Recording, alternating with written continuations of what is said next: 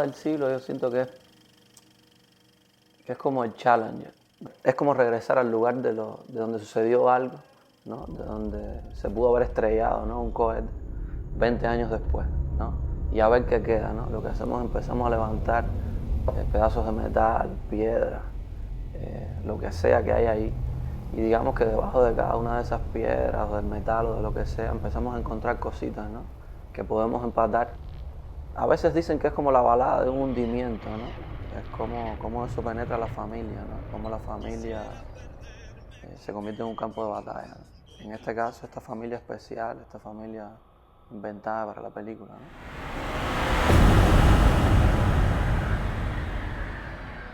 Ese esquema, ¿no? de una familia de 3 hombres nace un poco de Abel Arco, que es guionista de la película. Tenía ya casi una primera versión de una historia que podría ocurrir en cualquier lugar donde hubiese un apartamento de microbrigadas, ¿no? Pero la historia no tenía paisaje. Nosotros trabajamos juntos, ¿no? En nuestra primera película. La primera película era muy diferente a esta, ¿no? Pero era una película que podría ocurrir en cualquier lugar. De hecho, siempre se hablaba de, bueno, qué es lo cubano en esa película, ¿no? Queríamos encontrar un paisaje en donde esa historia pudiese funcionar. Y da la casualidad que yo estaba estudiando, bueno, guión en San Antonio de los Baños. Tuve la suerte de recibir un taller en Pasacaballo, que es justamente cruzando la bahía, ¿no? Y entonces tenía la oportunidad de cruzar y la curiosidad va llevando, ¿no? a hacer preguntas, a indagar, a lo que te cuentan, como quitar la cáscara de huevo, ¿no? Para encontrar algo honesto. A veces cuando se cuentan las cosas, lo humano ya dan de por sí que no es importante y está en un segundo plano. La historia estaba ahí, ¿no? O sea, la cúpula estaba ahí, que llama la atención porque no la ves, como un Taj Mahal que hay ahí. Y eso fue lo primero que tú dices, bueno, ¿y esto cómo llegó ahí, no? Pensamos, bueno, yo creo que tenemos una plataforma, un escenario para traer estos hombres y empezar a desarrollarla, ¿no?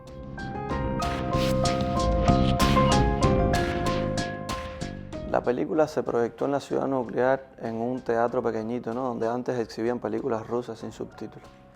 Y se hizo una proyección artesanal. Siempre ha habido mucha gente que apoya la película, ¿no?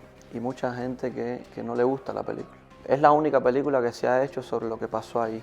Utiliza lo que pasó ahí para contar, quizás desde mi punto de vista, cómo es mi país. A grandes rasgos, porque al final es una película de 1 hora y media. Una opinión balanceada sería que al menos ellos existen, ¿no? En el mapa de la cinematografía cubana. Hay personas de otras provincias que desconocían completamente que eso estaba ocurriendo, incluso en Cienfuegos. Entonces la película sirvió para eso, para visibilizar, ¿no? Un pueblo o una ciudad que no existe en el mapa. Cuando uno va hacia la ciudad nuclear, un pueblo de pescadores, el Castillo, que está a 8 minutos de la ciudad nuclear, aparece en el mapa, aparece la región de Juraguá, y la ciudad nuclear no aparece. Digamos que la película por lo menos hizo función de Google Earth. Es difícil, ¿no? Para personas que hayan estado vinculadas al proyecto, que te digan, mira, eso iba mal. Porque hay muchas historias que están enterradas en la ciudad nuclear que no están en la película.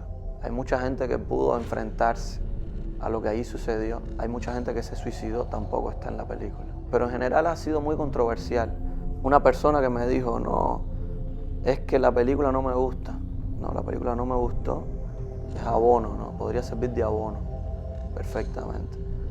Si yo no hubiese participado en ese proyecto, quizás me hubiera gustado. Es difícil, o sea, perder la juventud en un proyecto colectivo.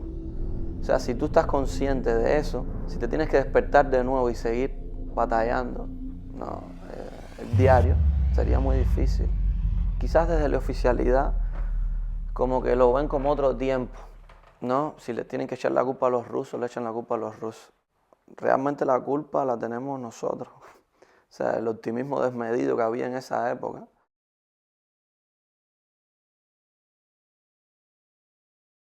Generalmente las películas cubanas se acercan con curiosidad, más que otra cosa. En Europa del Este la película se puso bastante, ¿no? Se puso en Rusia, se puso en Minsk, en Bielorrusia, en Armenia. Y por ejemplo en Rusia había mucha nostalgia. O sea, la manera de ver la película esa melancolía por ese otro tiempo, en donde por lo menos se creía en algo. Se creía que se podían hacer ciertas cosas, ¿no? Y había mucha gente que incluso se sentían mal, ¿no? Porque nos veían a nosotros como una provincia que abandonaron. Casi como aquí cuando te dicen más se perdió en Cuba, ¿no? Y hubo gente que se peleó también conmigo, ¿no? Por ejemplo, en Bielorrusia me acuerdo que una mujer se levantó y me dijo, tú no quieres a tu país. Ella había pasado su juventud en Cuba y me di cuenta que la mayoría de las experiencias que tuvieron los soviéticos en aquel momento en Cuba eran positivas. No recuerdan la época como un mal momento. Yo no quiero acabar con ella, el pasado es de ella. Coño, yo puedo perfectamente, como cubano, odiar y querer a mi país. Yo no voy a dejar de querer a mi país por mostrar cosas con las que estoy inconforme, ¿no? Y como mismo, las cosas que odio como ciudadano me encantan como cineasta. Pero tampoco quiero que mi vida se convierta en un acto masoquista, ¿no? O sea, todo lo que me molesta, al final lo voy a reciclar en películas y así voy a vivir, ¿no, coño? Yo sé que el cine no sirve para mucho, ¿no? Pero si por lo menos se acaba la película y es como el primer paso para que se generen otras cosas que después podrán llegar o no a un destino, ¿no? Me parece que está bien, ¿no? Hay un edificio, ¿no?, donde vive un amigo y se hizo una reunión de rendición de cuentas y creo que el tema era o se arregla el elevador o se manda a hacer el busto de Martí que falta. Cuba ha cambiado, aunque el cambio todavía no es los mecanismos, ¿no?, el sistema. Si cuando tú salieras de tu casa la realidad te devolviera otra manera de pensar, quizás uno podría decir, bueno, es mejor subir por la escalera y poner el busto de Martí. Pero es todo lo contrario. Hay mucha gente que ha subido por la escalera por muchos años y la escalera no termina. O sea, llega un momento en que te cuesta subir la escalera, resbala, ¿no? Esos procesos no pueden ser tan largos, ¿no?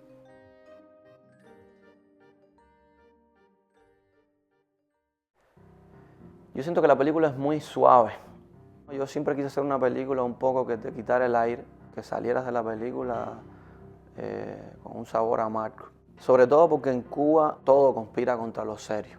O sea, no podemos ser serios, ¿no? Vamos a ver de qué manera podemos aliviar un poco la tragedia con humor, porque en definitiva la película se filma 20 años después de su paralización. Si quizás la película se hubiese hecho en los 90, quizás fuera más melodramática, funcionara de otra manera, ¿no? Hace tanto tiempo y uno no llora a sus muertos con la misma intensidad, ¿no? Tú emulas cosas que tú crees que funcionan, que has visto, y dejas de utilizar cosas como la historia del busto de Martí. O sea, no le puedes tener miedo a esas cositas que suceden, que son lo que no se puede hacer en Madrid, lo que no se puede hacer en Turquía, lo que no se puede hacer en otro lugar. O sea, yo nunca he visto a un danés emulando ser maya, ¿no?, en una obra para funcionar. En general las películas cubanas, ¿no?, tienen mucho humor o chiste, ¿no?, o choteo.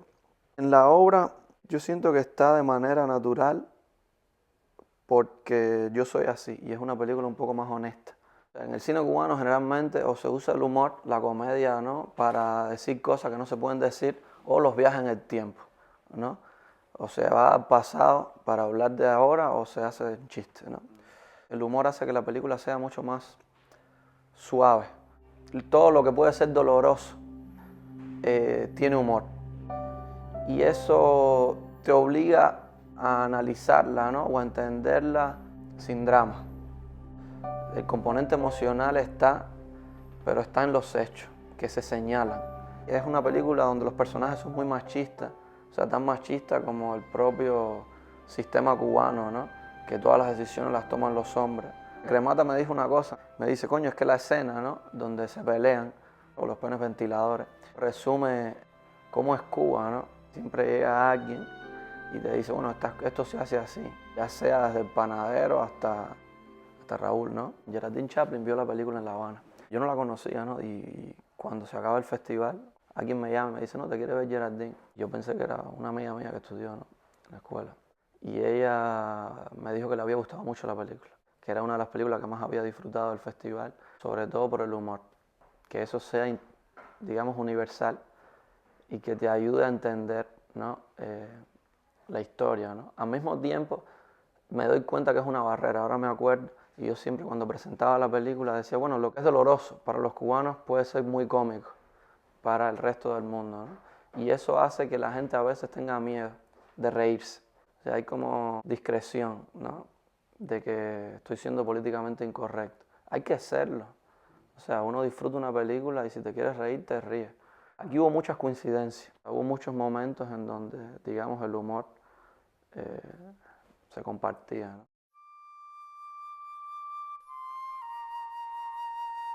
Terminé de rodar una película, ¿no?, que se llama Los Lobos del Este. Y tuve la suerte, ¿no?, de rodarla en Japón. Es una película japonesa con alma cubana, ¿no? Es extraña. Fui a filmar al otro lado del mundo, ¿no? Espero terminarla pronto, ¿no? Sí, tengo otros proyectos, ¿no?, que quiero hacer, ¿no?, uno a uno.